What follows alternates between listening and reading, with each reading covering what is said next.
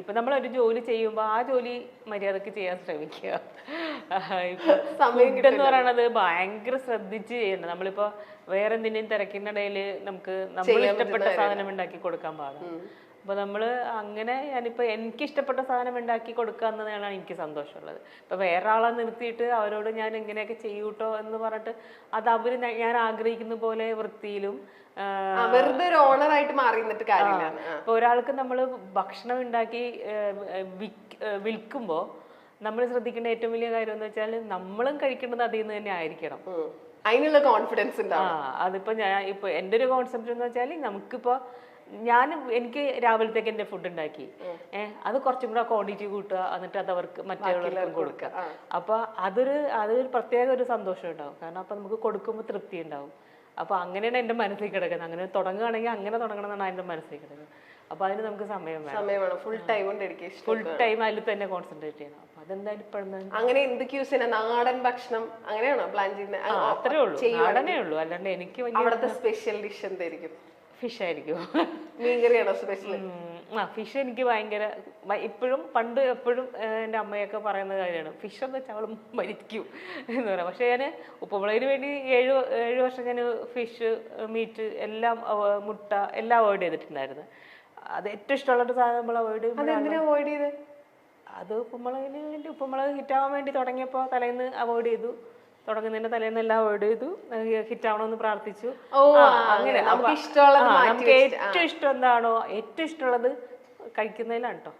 ഏറ്റവും ഇഷ്ടമുള്ളത് അവോയ്ഡ് ചെയ്താൽ നമ്മൾ ആഗ്രഹിക്കുന്നത് കിട്ടുമെന്ന് ഞാനിങ്ങനെ വിശ്വസിക്കുന്നുണ്ട്. അപ്പൊ അങ്ങനെ ഏറ്റവും ഇഷ്ടമുള്ള സാധനം അത്ര 7 വർഷം ഉപേക്ഷിച്ചു. പിന്നെ ഞാൻ ഇപ്പൊ ആറുമാതിച്ച് കഴിക്കുന്നുണ്ട്. സിനിമാ താരങ്ങളായ ബിജു സോപാനത്തിനും SP ശ്രീകുമാറിനുമെതിരെ കഴിഞ്ഞ ദിവസമാണ് ലൈംഗിക അതിക്രമ കേസ് വന്നത്. ആരാണ് ഈ കേസ് കൊടുത്തത് എന്ന് വ്യക്തമല്ല. സീരിയലിൽ ഇവരോടൊപ്പം അഭിനയിക്കുന്ന ഒരു നടി തന്നെയാണ് ഈ ലൈംഗിക അതിക്രമ കേസ് പരാതി ഉന്നയിച്ചത് എന്നാണ് റിപ്പോർട്ടുകൾ വരുന്നത്.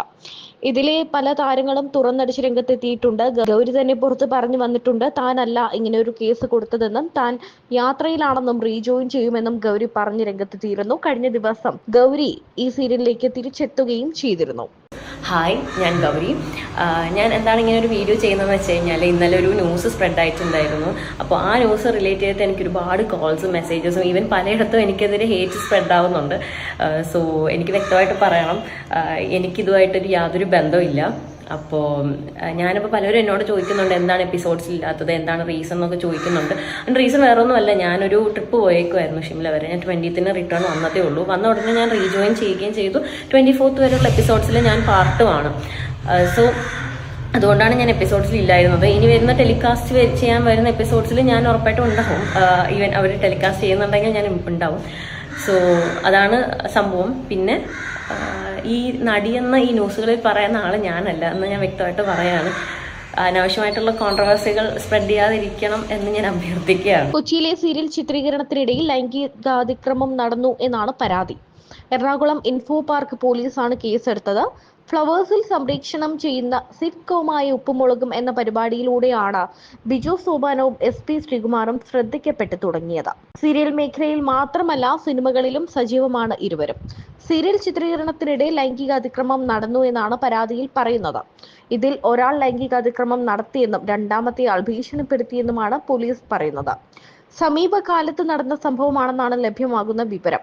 ഇൻഫോ പാർക്ക് പോലീസ് രജിസ്റ്റർ ചെയ്ത കേസ് നിലവിൽ തൃക്കാക്കര പോലീസിന് കൈമാറിയിട്ടുണ്ട്.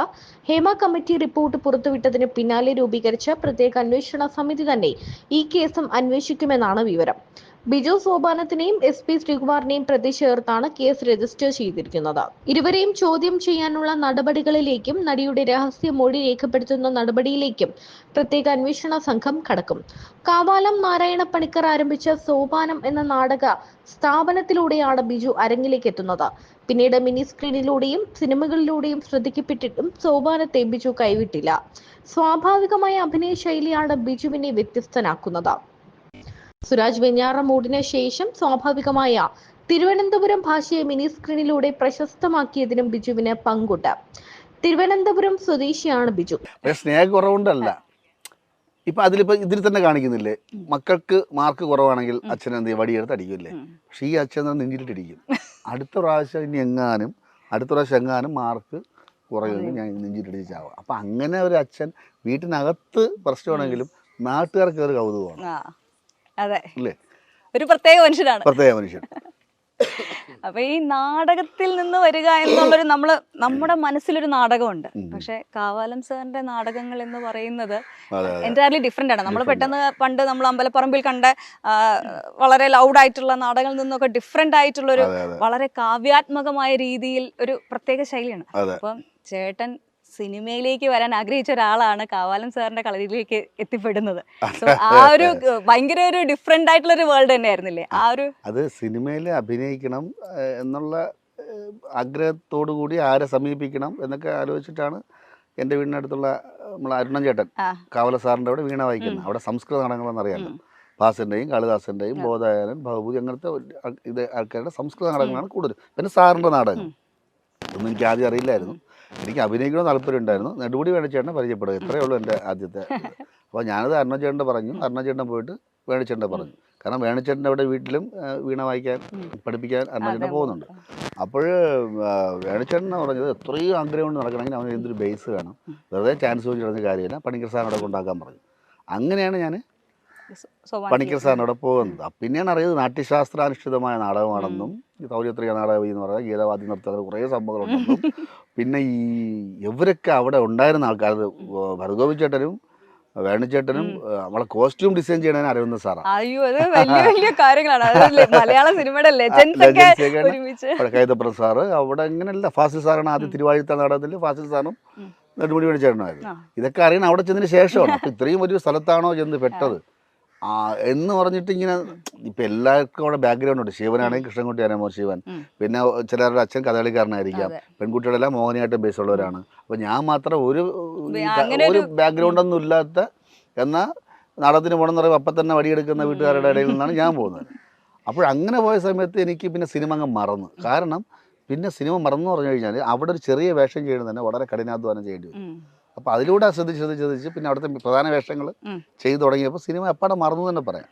പിന്നെ സിനിമ വേറെ ലോകത്തേക്ക് പോയതാണ്. പിന്നെ ഇത് യാദൃശ്ചികമായിട്ട് വന്നതാണ്.